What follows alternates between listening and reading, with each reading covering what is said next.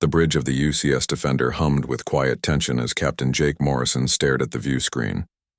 3 massive alien ships hung in space before them, each one easily twice the size of his own vessel.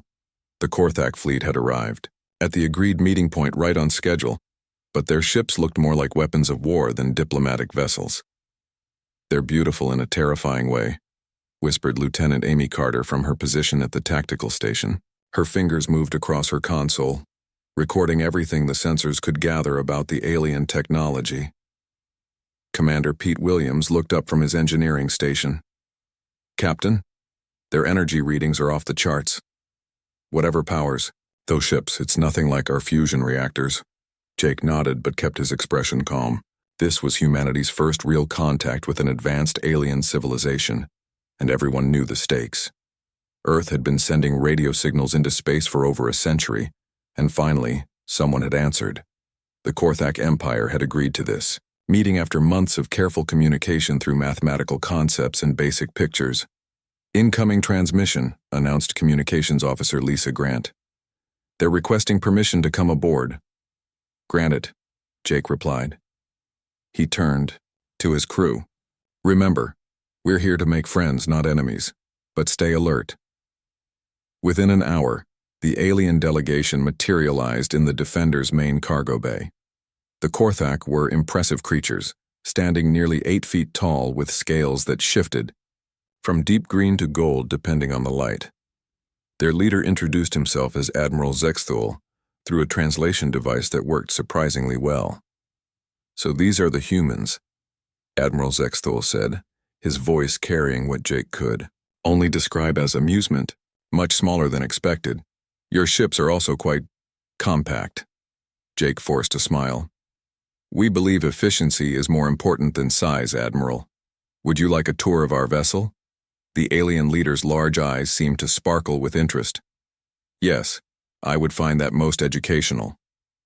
As they walked through the corridors of the Defender, Admiral Zexthul asked many questions about human technology. Jake explained their fusion reactors, their life support systems, and their computer networks. The alien listened politely, but seemed increasingly amused by everything he heard. When they reached the weapons bay, Admiral Zexthul stopped and stared at the railguns mounted along the ship's hull. For a long moment he said nothing. Then he began to laugh. It started as a low rumble but grew into something that echoed through the entire bay. "These are your weapons?" the Admiral asked, pointing at the railgun batteries. "You still use projectiles? Physical objects that you throw at your enemies?" Lieutenant Carter stepped forward. "Sir, these railguns can accelerate projectiles to tremendous speeds. The kinetic energy alone can—" Admiral Zexthul waved a scaled hand dismissively. "Child's play. We abandoned such primitive methods thousands of years ago. Watch this." The alien admiral spoke into a device on his wrist. Through the viewports, Jake and his crew watched as one of the Korthak ships turned toward a large asteroid floating nearby. A beam of pure energy lanced out from the alien vessel, striking the space rock. The asteroid simply vanished in a flash of light, completely vaporized. "Plasma cannon," Admiral Zexthul explained casually. "We can adjust the power from stunning a single creature to destroying entire moons. Your projectile weapons are like throwing rocks compared to our energy systems." Jake felt his stomach sink, but he kept his voice steady. "Quite impressive, Admiral. I can see your technology is far more advanced than ours." "Indeed it is," the alien replied. "Which brings us to the real purpose of this meeting." They moved to the ship's conference room, where Admiral Zexthul activated a holographic display. Images of star systems appeared in the air between them, showing the vast territory controlled by the Korthak Empire. "We have been expanding across this galaxy for over 10,000 years, the Admiral explained. "We have brought peace and order to hundreds of species. Some joined us willingly when they saw the benefits of our protection. Others required more persuasion." Amy Carter leaned forward. "What kind of persuasion?" Admiral Zexthul's expression didn't change. "The kind that involves our plasma cannons, Lieutenant. But let us not dwell on unpleasant topics. We are here to offer humanity a choice." Jake felt the blood drain from his face. What kind of choice? A simple one, Captain Morrison. Your species can join the Korthak Empire as a protected member. You will keep your own government and customs, but you will follow our laws and contribute to our military when needed. In return, we will protect you from other hostile species and share some of our less sensitive technologies. And if we refuse? Jake asked, though he suspected he already knew the answer. Admiral Zexthul smiled, showing rows of sharp teeth. Then you will be conquered like all the others who made poor decisions. Your projectile weapons and primitive ships would not last even one day against our fleet. The conference room fell silent except for the hum of the ship's systems. Jake looked around at his crew, seeing the same mix of fear and anger on their faces that he felt in his own chest. How long do we have to decide? Jake asked finally. 30 of your Earth days, Admiral Zexthul replied. More than generous considering your obvious disadvantage. Use that time wisely, Captain. Study our ships, analyze our weapons, run all the computer simulations you want. You will reach the same conclusion we have. Resistance is futile. The alien delegation left as quickly as they had arrived, beaming back to their ships in columns of shimmering light. Jake and his crew stood at the viewports watching the massive Korthak vessels move away from the Defender. Captain, Amy said quietly, their weapons really are incredibly advanced. Our computers can barely understand how they work. Pete Williams ran a hand through his hair. Those plasma cannons, and they could slice through our hulls like butter, and their shields seemed to deflect any energy we could throw at them. Jake activated his communication system. Get me a secure channel to Earth Command, Priority Alpha. Within minutes, the face of Admiral Lisa Brooks appeared on the main screen. Her expression was grim, even before Jake began his report. Admiral, the Korthak Empire has given us an ultimatum, Jake said.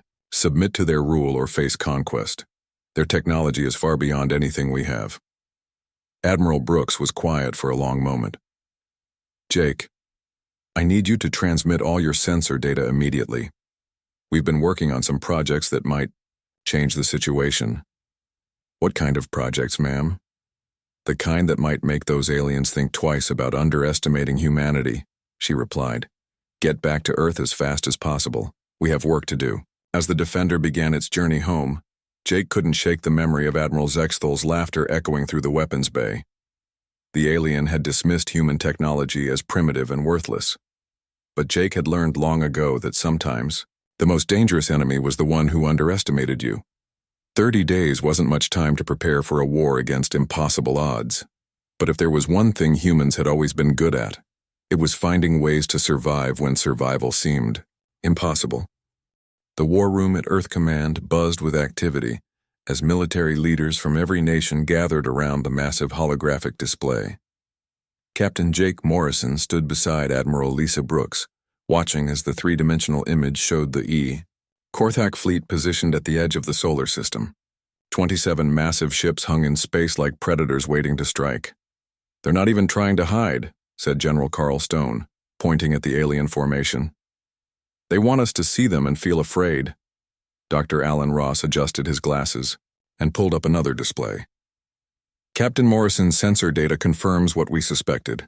Their plasma weapons operate on principles we barely understand, and their energy shields can deflect anything we currently have in our arsenal. Jake watched the faces around the table grow more grim with each piece of bad news. Doctor, you mentioned projects that might help. What exactly are we talking about? Admiral Brooks nodded to Dr. Ross, who activated a new hologram. The image showed a sleek projectile, much larger than conventional ammunition, but smaller than a missile. Project Sledgehammer, Dr. Ross said quietly. We've been working on it for 15 years, originally as a way to intercept asteroids that might threaten Earth. But recent developments have given it military applications we never expected. Colonel Ryan Hayes leaned forward in his chair. What kind of applications, Doctor? Kinetic kill vehicles accelerated to significant fractions of light speed, Dr. Ross explained. We use magnetic rail systems that are far more advanced than anything on Captain Morrison's ship.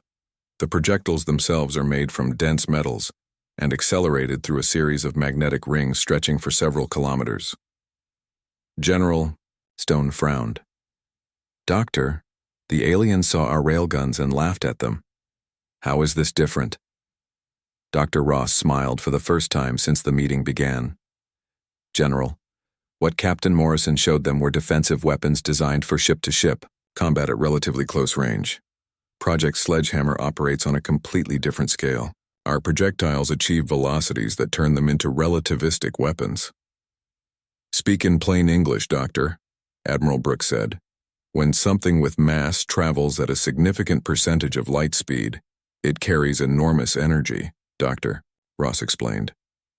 A projectile weighing only a few kilograms can release energy equivalent to a nuclear weapon when it hits its target.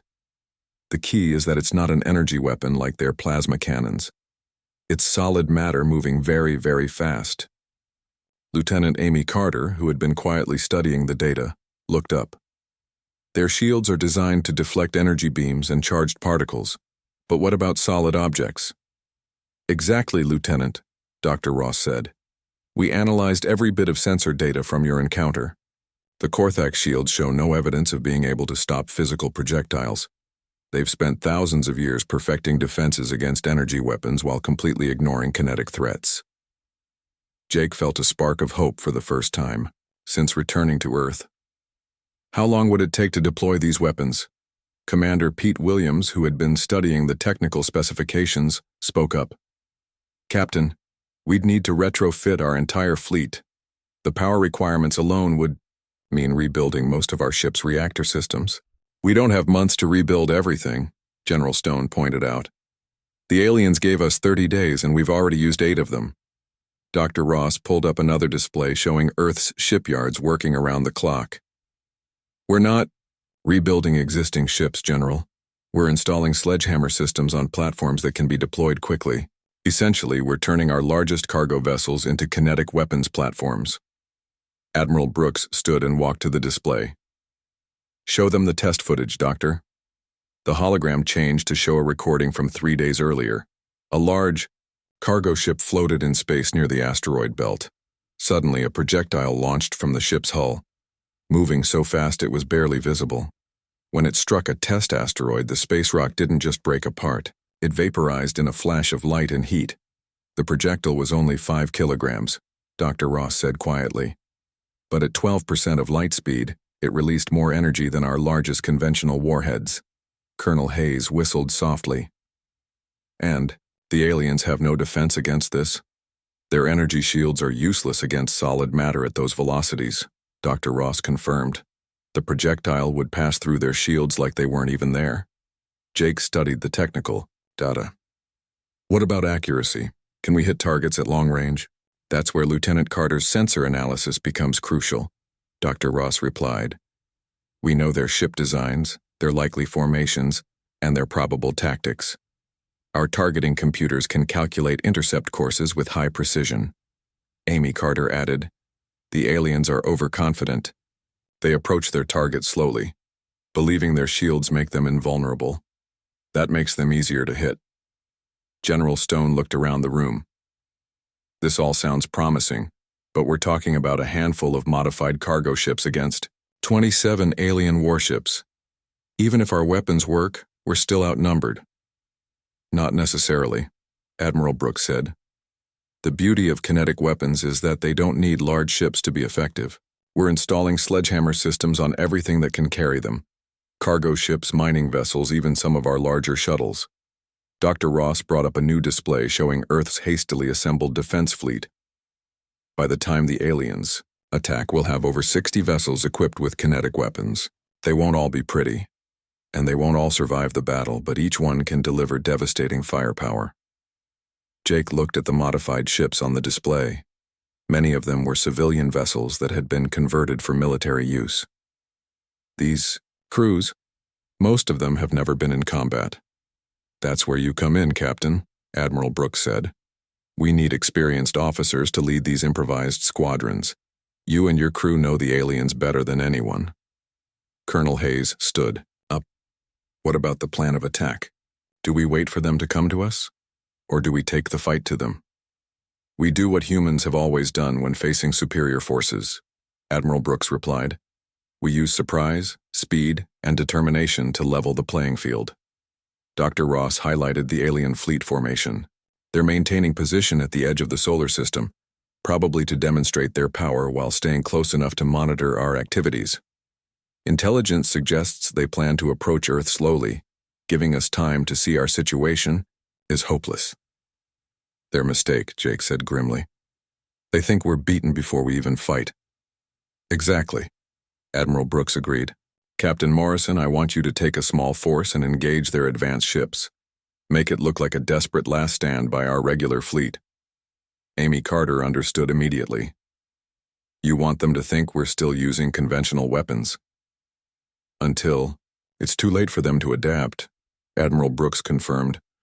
The element of surprise is the only advantage we have, so we need to use it perfectly. As the meeting broke up, Jake found himself looking out at Earth through the command center's windows. Somewhere beyond the blue sky, alien ships waited to conquer his world. But for the first time since the encounter with Admiral Zexethul, Jake felt like humanity had a real chance. The aliens had made one critical mistake. They had dismissed human weapons as primitive without understanding that sometimes the oldest solutions, when perfected, could be the most deadly. In 18 days, they would learn that lesson the hard way. Captain Jake Morrison gripped the arms of his command chair as the UCS Defender approached the Korthak advance fleet. Through the main view screen, he could see 5 massive alien ships arranged in a perfect formation, their hulls gleaming with an almost mirror-like finish. Behind him, Captain Beth Taylor's UCS Warrior and Captain Sam Parker's UCS Guardian followed at precise intervals. Enemy fleet is 2 million kilometers in closing, reported Lieutenant Amy Carter from her tactical station. They're maintaining formation and not changing course. It's like they're waiting for us. Commander Pete Williams looked up from his engineering console. Captain, all systems show green. The Sledgehammer kinetic launchers are charged and ready, but they still look like standard railgun batteries on their sensors. Jake nodded grimly. Everything depended on maintaining the illusion that they were using conventional weapons. The 3 human ships had been carefully prepared to appear like desperate defenders, making a final stand with outdated technology. On the communication screen, Admiral Zexthul's scaled face appeared, showing the same amused expression Jake remembered from their first meeting. Captain Morrison, how predictable. You have come to challenge us with your primitive fleet. I almost feel sorry for you. We're here to defend our world, Admiral, Jake replied, keeping his voice steady. Humanity will not surrender without a fight. The alien leader's laughter echoed across the bridge. A fight? With 3 small ships against 5 of our warships? Captain, this is not courage. This is suicide. Jake could see other Korthak officers gathered around their commander, all of them looking entertained by the situation. One of them was recording the encounter, probably to share with the main fleet as an example of human foolishness. Your weapons could not even scratch our shields during our last meeting. Admiral Zexthul continued. What makes you think anything has changed? Maybe we've learned a few new tricks, Jake said. The alien commander seemed delighted by this response. New tricks? Please, Captain Morrison, show us these new tricks. I promise to make your deaths quick if you provide adequate entertainment. EDC. Korthak ships began to spread out, clearly preparing to demonstrate their superiority before finishing off the human fleet. Jake watched the tactical display as the enemy vessels moved into optimal firing positions. They're treating this like a show, Amy whispered. They want to make it dramatic. Perfect, Jake replied quietly. The more confident they are, the better our chances. On the communication channel, Admiral Zexthul was addressing his own fleet. All ships, prepare for demonstration firing. Let us show these humans the difference between their Stone Age weapons and true military technology. The lead Korthak ship, a massive dreadnought called the Dominion, moved forward. Its weapon ports began to glow with the telltale blue light of charging plasma cannons. The other alien ships followed suit, their hulls crackling with energy. Incoming transmission on all frequencies, reported Communications Officer Lisa Grant. They're broadcasting this to their entire fleet. Jake realized that Admiral Zexthul was turning their battle into a lesson for the main Korthak force. The alien commander wanted every ship in his fleet to witness the destruction of the human defenders. Human ships. Prepare to witness the power of the Korthak Empire, Admiral Zexthul announced. Your primitive projectile weapons will be no match for our advanced energy systems. The first plasma volley struck the UCS Warrior.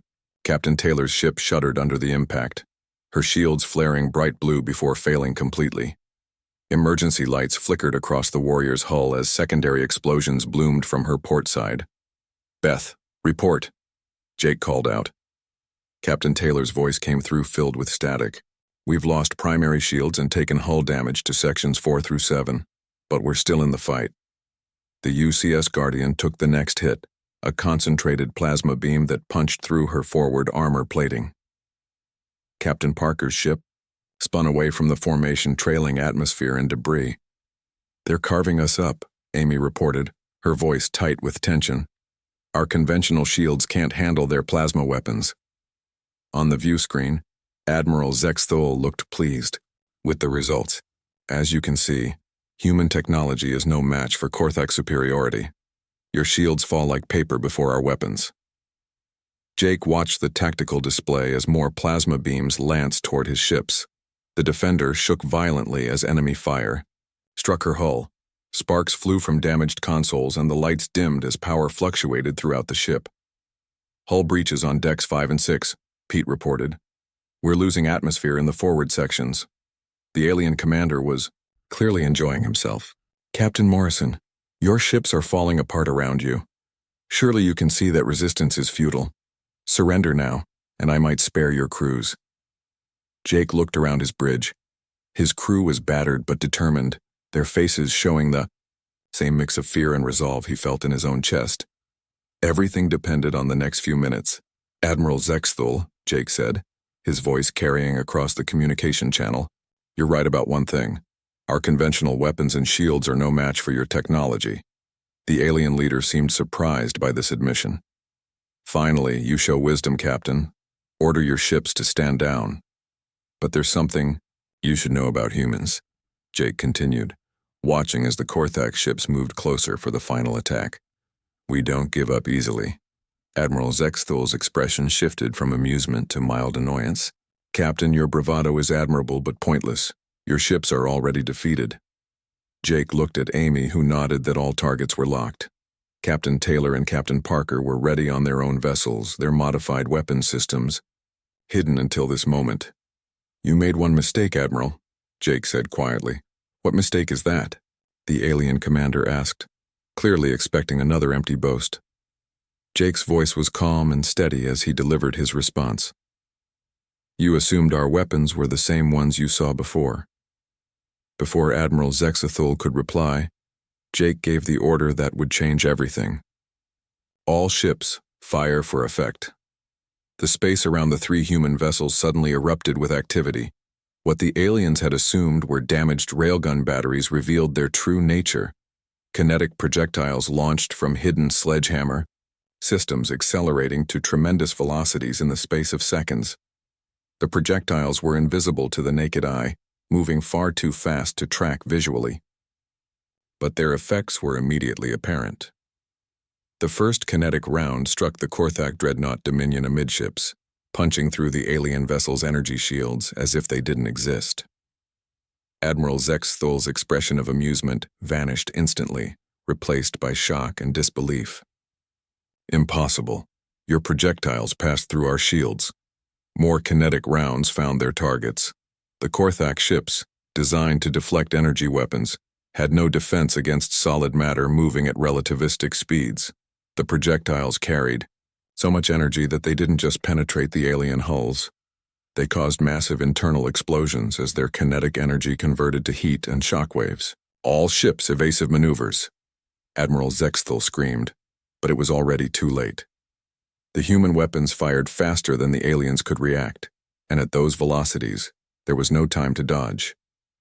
The mighty Dominion, flagship of the Korthak, Advance Fleet began to break apart as multiple kinetic rounds tore through her hull. Secondary explosions lit up the darkness of space as the dreadnought's power systems failed catastrophically. The bridge of the UCS Defender fell silent as the crew watched the Korthak dreadnought Dominion break apart in a series of brilliant explosions. Chunks of alien metal spun away into space, trailing atmosphere and debris. Where moments before, a mighty warship had dominated the battlefield, now only scattered wreckage remained. Direct hit on the second Korthak vessel, Lieutenant Amy Carter reported, her voice filled with amazement. Their shields are completely useless against our kinetic rounds. Captain Jake Morrison watched the tactical display as the remaining alien ships tried desperately to escape the killing field, but the sledgehammer weapons had range advantages the Korthak had never imagined. Another kinetic projectile struck a fleeing cruiser, punching clean through the ship from bow to stern. "Captain Taylor, report," Jake called out. Beth Taylor's voice came through the communication system, excitement replacing her earlier tension. "We've got them on the run, Jake. 2 more enemy ships destroyed, and the survivors are broadcasting retreat signals." Through the main view screen, Jake could see Admiral Zexthol's face on the emergency communication channel. The alien commander's earlier amusement had been replaced by something Jake had never expected to see: fear. "This is impossible, Admiral," Zexthol said, his voice shaking. "Your primitive weapons cannot penetrate our shields. Our technology is superior." Jake leaned forward in his command chair. "Admiral, your shields work perfectly against energy weapons, but solid matter traveling at significant fractions of light speed doesn't care about your energy barriers." The alien commander's eyes widened as understanding dawned. "Kinetic weapons, but we abandoned such primitive technology thousands of years ago." "And that was your mistake," Jake replied calmly. "While you perfected energy weapons and energy defenses, you forgot that sometimes the oldest solutions are the most effective ones." On the tactical display, the last 2 Korthak ships from the advance fleet were accelerating away from the battle zone as fast as their engines could carry them. But Captain Sam Parker's UCS Guardian was already lining up for another shot. "Guardian has firing solution on the fleeing cruiser," Amy reported. "Let them go," Jake ordered. "I want survivors to report back to their main fleet." Admiral Zexthol's image flickered on the screen as his damaged ship continued its retreat. "This changes nothing, Captain Morrison. You may have destroyed our advanced ships, but the main Korthak fleet has over 20 vessels. You cannot defeat us all." Jake smiled grimly. "Admiral, you might want to check your long-range sensors." There was a pause as the alien commander consulted with his crew. When he looked back at the screen, his scaled face had gone pale. "Those ships, where did they come from?" "Earth's defense fleet," Jake explained. 63 vessels equipped with the same kinetic weapons that just destroyed your advance force. Cargo ships, mining vessels, civilian transports, all converted to carry sledgehammer systems. The main Korthak fleet, which had been positioned confidently at the edge of the solar system, suddenly found themselves surrounded by human ships that had approached from multiple directions. The alien formation, designed to demonstrate overwhelming superiority, was now trapped in a closing net of kinetic weapons platforms. Admiral Zexthol's voice was barely a whisper. 63 ships, all armed with these kinetic weapons? "Every single one," Jake confirmed. "And unlike your energy weapons, ours don't lose effectiveness at long range. In fact, the farther our projectiles travel, the more time they have to accelerate." Communications Officer Lisa Grant looked up from her station. "Captain, we're receiving surrender requests from 12 Korthak vessels. The others are attempting to flee, but our outer perimeter ships are intercepting them." Jake watched the tactical display as the battle unfolded across the solar system. Human crews who had been civilian workers just weeks before were now proving that determination and clever tactics could overcome superior technology. The converted cargo ship UCS Hammer struck a Korthak battleship with 3 kinetic rounds simultaneously, breaking the alien vessel's spine. The mining ship Rocky Mountain just took out 2 enemy cruisers with a single shot, Amy reported with barely contained excitement. The projectile went right through the first ship and hit the second one. Commander Pete Williams shook his head in amazement. "Their shields are worse than useless. The energy fields actually help our projectiles maintain their trajectory by providing a stable medium to pass through." Jake opened a communication channel to the retreating alien fleet. "Admiral Zexthul, I'm offering you the same choice you gave humanity. Surrender now, or face complete destruction." The alien commander's voice was bitter. You would show mercy to those who came to conquer your world? We're not conquerors, Admiral. We're defenders. Surrender your weapons and withdraw from our system, and your crews will live. There was a long pause before Admiral Zexthul responded. The Korthak Empire has never been defeated by a primitive species. This is humiliating. Consider it a learning experience, Jake replied. Sometimes primitive solutions work better than advanced ones. One by one, the surviving Korthak ships powered down their weapons and transmitted surrender codes. The mighty fleet that had come to subjugate humanity now drifted helplessly in space, their energy shields useless and their plasma weapons outranged by human kinetic systems. Dr. Alan Ross's voice came through from Earth Command. Captain Morrison, we're receiving communications from 17 different alien species. Word of your victory is spreading throughout this sector of the galaxy. Jake raised an eyebrow. What kind of communications, Doctor? Requests for alliance mostly. It seems the Korthak Empire had conquered quite a few worlds over the centuries. Those species are very interested in human kinetic weapon technology. Amy looked up from her console. Captain, we're also getting messages from Korthak worlds. Some of their own colonies want to break away from the Empire now that the fleet has been defeated. Jake realized that this battle had done more than save Earth. By defeating the supposedly invincible Korthak fleet, humanity had sparked rebellions across an entire empire. Species that had been conquered were now seeing hope for the first time in generations. 6 months later, Jake stood on the bridge of the rebuilt UCS Defender as it approached a space station in the Alpha Centauri system. The station was a joint project between humans and 7 different alien species, all working together to develop new defensive technologies. Incoming message from the station, Lisa announced. The face that appeared on the screen belonged to Captain Beth Taylor, who now commanded the multi-species task force. Welcome to Freedom Station, Jake. How did the patrol go? Quiet, Jake replied. The former Korthak territories are adapting well to self-government. No signs of Imperial loyalist activity. Through the view screen, Jake could see ships from a dozen different worlds docked at the station. Human cargo vessels worked alongside alien transports, sharing technology and building a new kind of alliance based on mutual respect rather than conquest. Amy Carter, now promoted to commander, looked up from her tactical station. Captain, the new kinetic weapon prototypes are ready for testing. The Centauri engineers think they've improved our range by another 15%.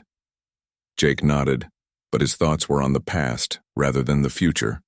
The Korthak had made a simple but fatal mistake. They had assumed that advanced technology was always superior to primitive methods. They had forgotten that sometimes the oldest weapons, when properly developed and cleverly used, could defeat the most sophisticated defenses. Now, as humanity helped liberate worlds across the galaxy, that lesson was being learned by friend and foe alike.